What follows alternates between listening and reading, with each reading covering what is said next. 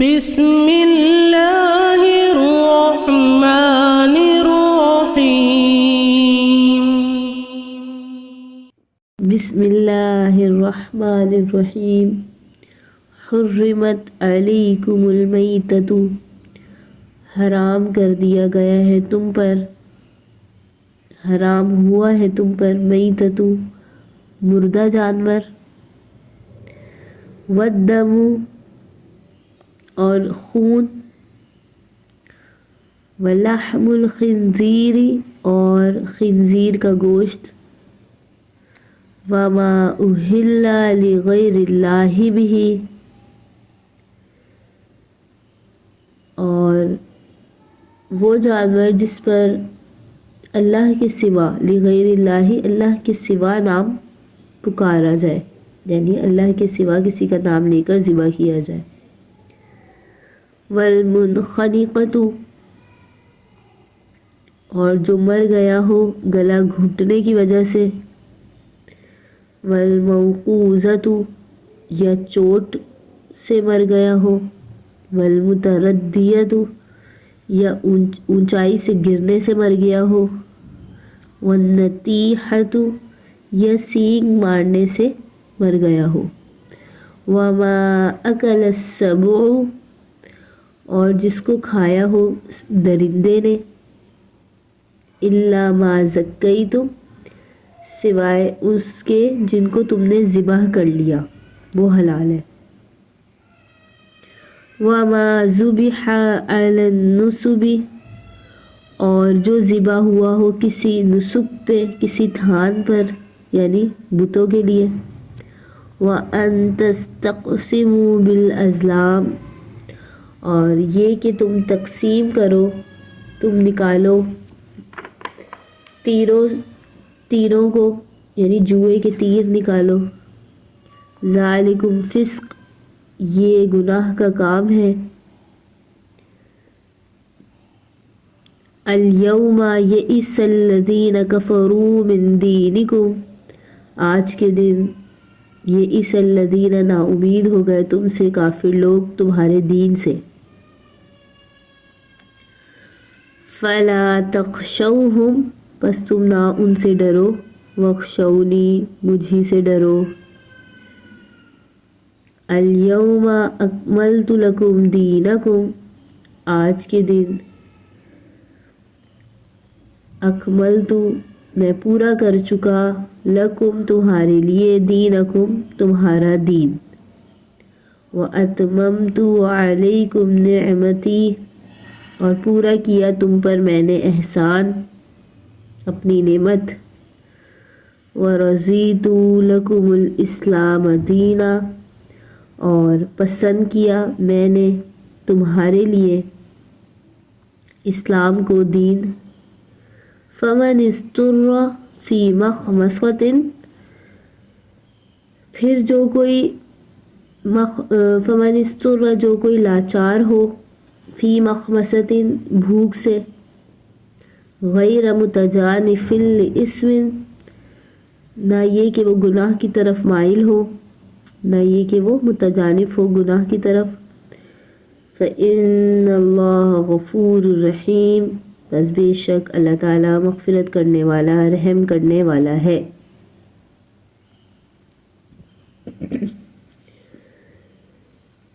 اس آیت میں اللہ تعالیٰ حرام جانوروں کا بیان ذکر فرماتے ہیں۔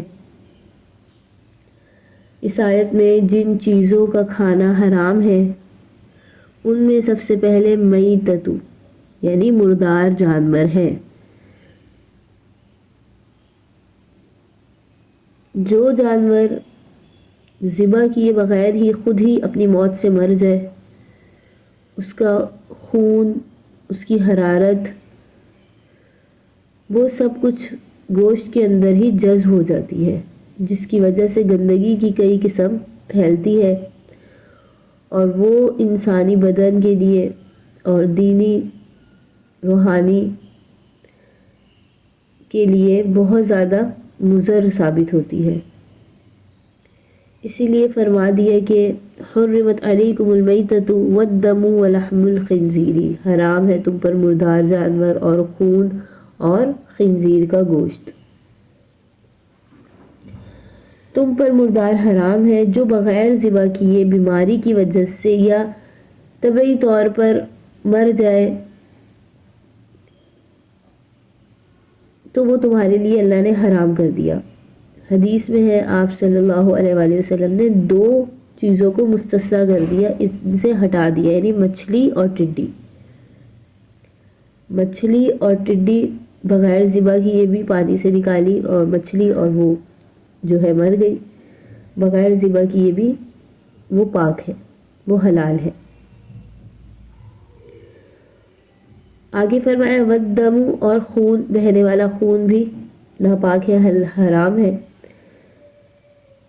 اور آپ صلی اللہ علیہ وسلم کی حدیث ہے کہ وہ خون بہنے والا ہو، اس سے جگر اور تلی، باوجود یہ کہ خون ہوتا ہے اس میں لیکن وہ دونوں چیزیں پاک ہے. جگر اور تلی خون سے بنا ہے لیکن وہ حلال ہے.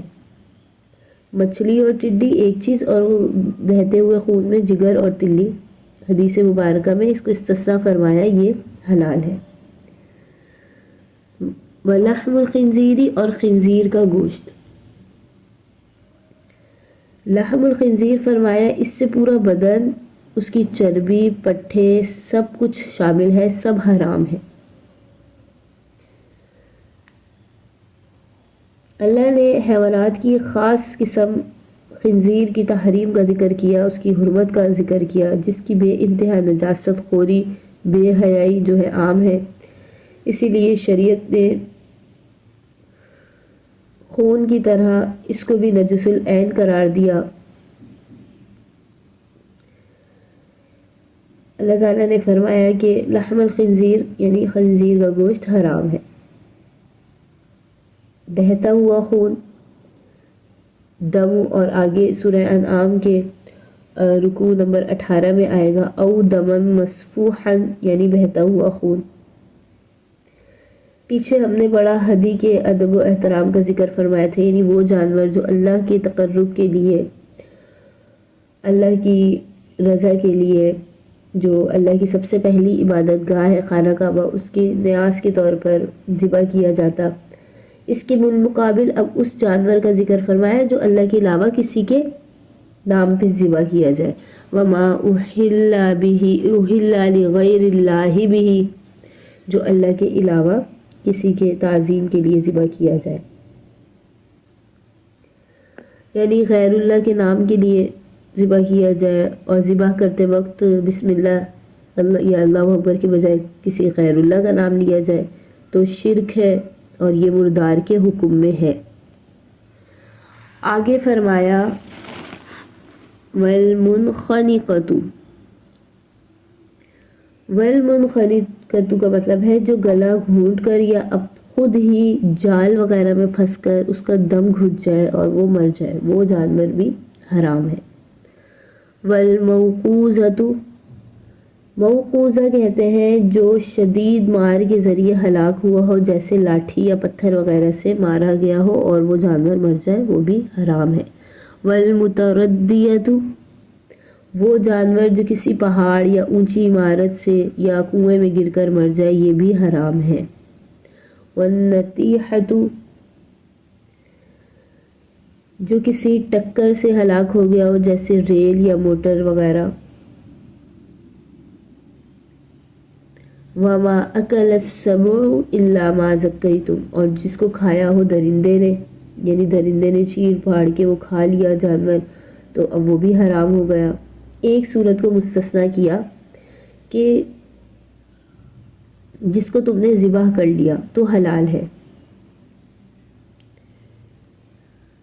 جو شروع کی 4 قسمیں بتائیں، میتۃ والدم ولحم الخنزیر اور اہل لغیر اللہ بہ، یعنی مردار اور خون اور خنزیر کا گوشت اور جو اللہ کے علاوہ نام پہ ذبح کیا جائے. ان چاروں کو اگر انسان بسم اللہ کر کے ذبح بھی کر لے تب بھی یہ حرام ہی ہے. لیکن یہ جو بتایا منخنقۃ، موقوذۃ، متردیۃ، نطیحۃ، وما اکل السبع، یہاں جو بتایا یعنی جو جانور چوٹ لگ گلا گھٹنے سے مر جائے اور جو شدید مار کی وجہ سے ہلاک ہو جائے، جو اونچائی سے گرنے کی وجہ سے ہو جائے اور جو کسی ٹکر سے ہلاک ہو جائے، آگے فرمایا وما اکل السبع، جس کو درندہ کھا لے لیکن وہ زندہ بچ جائے اور پھر تم اس کو ذبح کر لو تو وہ جانور حلال ہے۔ ایک اور قسم فرمائی وما ذبح علی النصب، اور وہ جانور حرام ہے جو نصب پر حلال کیا جائے، ذبح کیا جائے، یعنی جو کعبے کے ارد گرد کھڑے کیے گئے تھے بت، ان کی لوگ پرستش کرتے تھے، پوجا کرتے تھے، ان کے پاس جانوروں کو ذبح کرتے تھے اور اس کو قربانی سمجھتے تھے، تو اللہ نے ان جانوروں کو بھی حرام فرمایا۔ وَأَن تَسْتَقْسِمُوا بِالْأَزْلَامِ، اور یہ کہ تم تیر وغیرہ اکٹھا کرو یا تیروں سے مدد لو۔ ازلام ظلم کی جمع اس تیر کو کہتے ہیں جو اس کام کے لیے مقرر تھا کہ جس سے قسمت آزمائی جاتی تھی، اور یہ کچھ تیر تھے، کسی پہ لکھا تھا نعم یعنی ہاں، کسی پہ لکھا تھا لا یعنی نہیں، کسی پہ لکھا تھا کہ نہانی ربی، میرے رب نے مجھ کو منع کر دیا، کسی پہ لکھا تھا امرانی ربی، میرے رب نے مجھے حکم دیا۔ مفسرین ازلام سے تقسیم کے تیر مراد لیتے ہیں جو زمانہ جاہلیت میں گوشت وغیرہ جو ہے اس کو بانٹنے میں استعمال ہوتے تھے، اور وہ ایک جوئے کی شکل تھی، جیسے آج کل چٹھی ڈالنے کی رسم ہے کہ، اور راجے یہ ہے کہ ازلام سے مراد وہ تیر ہیں جن سے مشرکین مکہ کسی اشکال یا تردد کے وقت اپنے ارادوں اور کاموں کے فیصلے کے لیے اسے یوز کرتے تھے، استعمال کرتے تھے۔ یہ تیر خانہ کعبہ میں قریش کے سب سے بڑے بت حبل کے پاس رکھے تھے، ان میں کسی پر امرانی ربی لکھا تھا، کسی پر نہانی ربی لکھا تھا، یعنی میرے رب نے مجھے منع کیا، میرے رب نے مجھے حکم دیا۔ اسی طرح ہر تیروں پر کچھ نہ کچھ اسی طرح کی باتیں لکھی تھی۔ جب کسی کام میں کسی کو کوئی جو ہے تذبذب ہوتا تو وہ تیر نکال دیتے، اگر امرانی ربی والا تیر نکل آیا تو کام شروع کر دیتے، اور اگر اس کے خلاف نکلتا تو کام سے رک جاتے۔ گویا یہ بتوں سے ایک خاص قسم کا مشورہ تھا اور مدد تھی۔ اللہ نے اس کو حرام فرمایا کیونکہ اس رسم کی جو اصل تھی وہ جہالت، شرک، اوہام پرستی اور اللہ پر جھوٹ باندھنا، اس لیے قرآن نے متعدد موقعوں میں اس کو شدید جو ہے اس کی حرمت کو ظاہر فرمایا۔ آگے فرمایا ذالکم فسق، یہ گناہ ہے، یعنی یہ گناہ کا کام ہے۔ الیوم یئس الذین کفروا، آج کے دن کفار نا امید ہو گئے تم سے، تمہارے دین سے، تو تم نہ ان سے ڈرو، تم مجھ سے ڈرو۔ یہ آیت اس وقت نازل ہوئی جبکہ زندگی کے ہر شعبے اور علوم ہدایت کے ہر باب کے متعلق اصول، قواعد اس طرح واضح ہو چکے تھے کہ قیامت تک قانون الہی کے سوا کوئی دوسرا قانون نہیں رہا تھا۔ نبی کریم صلی اللہ علیہ وآلہ وسلم کی تربیت سے ہزاروں سے زیادہ خدا پرست، جانباز اور سرفروش ہادیوں اور معلموں کی ایسی عظیم الشان جماعت تیار ہو چکی تھی جس کو قرآنی تعلیم کا مجسم نمونہ کہا جا سکتا تھا۔ مکہ معظمہ فتح ہو چکا تھا، صحابہ کرام رضی اللہ عنہم اجمعین کامل وفاداری کے ساتھ اللہ سے عہد و پیمان پورے کر رہے تھے۔ نہایت گندی غذائیں اور مردار کھانے والی قوم مادی اور روحانی طیبات کے ذائقے سے لذت اندوز ہو رہی تھی۔ اللہ کی نشانیوں کا ادب، احترام دلوں میں راسخ ہو چکا تھا، مضبوط ہو چکا تھا۔ جو بھی انسان کے وہم، ظن اور یہ انساب اسلام جو ہم نے یہاں پڑھا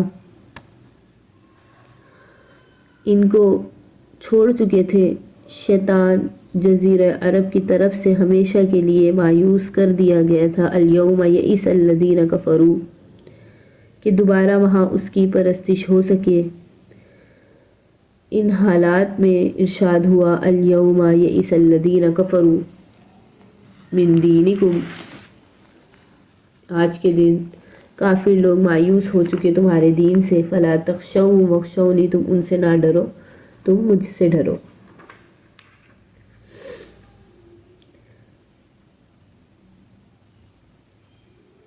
آج تکمیل دین، تم کو کامل مکمل مذہب مل چکا۔ الیوم اکملت لکم دینکم، آج کے دن تمہارا دین تمہارے لیے مکمل ہو چکا۔ واتممت علیکم نعمتی، اور میں نے مکمل کر دی تم پر اپنی نعمت۔ ورضیت لکم الاسلام دینا، اور میں نے پسند کر لیا تمہارے لیے دین اسلام کو۔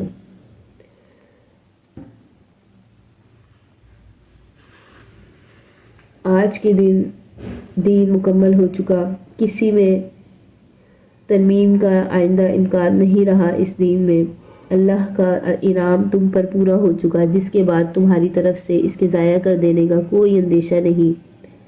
اللہ نے اسی دین اسلام کو تمہارے لیے پسند کر لیا، اس لیے اب کسی ناسخ کے آنے کا بھی احتمال نہیں۔ ایسے حالات میں تم کو کفار سے خوف کھانے کی کوئی وجہ نہیں، تمہارا وہ کچھ نہیں بگاڑ سکتے۔ اللہ کی ناراضگی سے ہمیشہ ڈرتے رہو، جس کے ہاتھ میں تمہاری ساری فلاح ہے، نجات ہے۔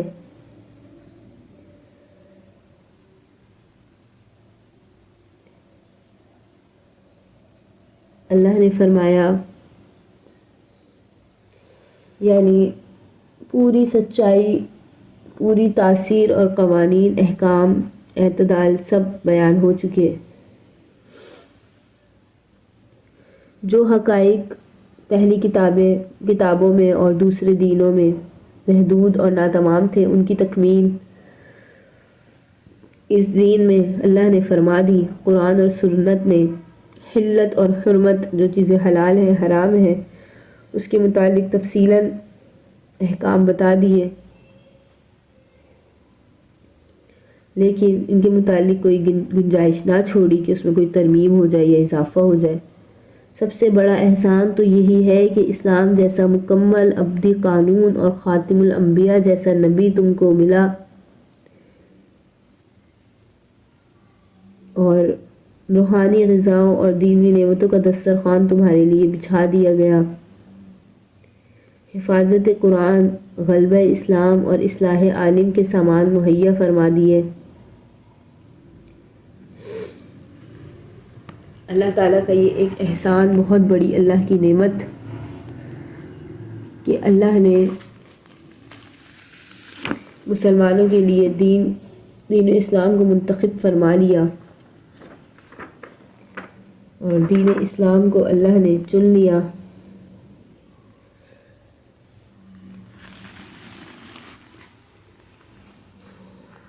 اللہ نے یہ آیت نازل فرما دی، الیوم اکملت لکم دینکم، اس کا جب نزول ہوا یہ آیت ایک نعمت ہے۔ اس لیے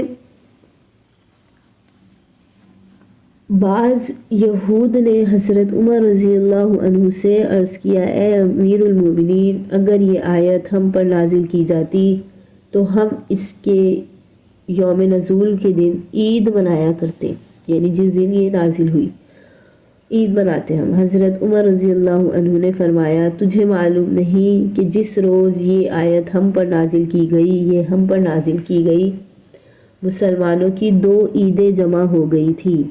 یہ آیت 10 ہجری میں حجۃ الوداع کے موقع پر عرفہ کے روز جمعے کے دن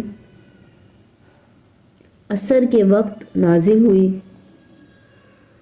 جبکہ میدان عرفات میں نبی کریم صلی اللہ علیہ وآلہ وسلم کی اونٹنی کے گرد 40,000 سے زیادہ صحابہ کرام رضی اللہ عنہم اجمعین کا مجمع کثیر تھا۔ اس کے بعد صرف 81 روز حضرت محمد صلی اللہ علیہ وآلہ وسلم اس دنیا میں جلوہ افروز رہے، یعنی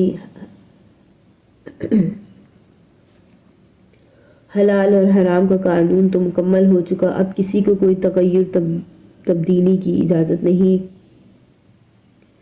آگے فرمایا فمن استر فی مخمصۃ، جو لاچار ہو بھوک سے، غیر متجانف للإثم، نہ ہی گناہ کی طرف مائل ہو، تو اس کو اجازت ہے کہ وہ بھی اگر بہت بھوک کی اضطرار کی حالت میں ہو اور کھانے کو کچھ نہ ہو تو ان میں سے کچھ صرف اپنی جان بچانے کے لیے کھا سکتا ہے، تو وہ گناہ گار نہ ہوگا۔ فإن اللہ غفور الرحیم، بے شک اللہ تعالیٰ مغفرت کرنے والا، رحم کرنے والا ہے۔ البتہ مستر جو بھوک، یہاں اس فمن استر کا مطلب ہے مستر جو بھوک پیاس کی شدت سے بےتاب اور لاچار ہو، وہ اگر حرام چیز کھا پی کر جان بچا لے، بشرط یہ کہ مقدار ضرورت سے زیادہ آگے نہ بڑھے، تجاوز نہ کرے اور لذت مقصود نہ ہو، غیر باغ ولا عاد، تو اللہ تعالیٰ اس کھانے کو، حرام جو اس نے کھایا، اس کو اپنی بخشش اور مہربانی سے معاف فرما دے گا۔ فإن اللہ غفور الرحیم، اللہ تعالیٰ معاف کرنے والا، مغفرت کرنے والا، رحم کرنے والا ہے۔ گویا وہ چیز تو حرام ہی رہے گی مگر اسے کھا پی کر جان بچانے والا اللہ کے نزدیک مجرم نہ رہا، اور یہ بھی ایک اتمام نعمت کا ایک شعبہ ہے۔ Subscribe Sukuni Kalp.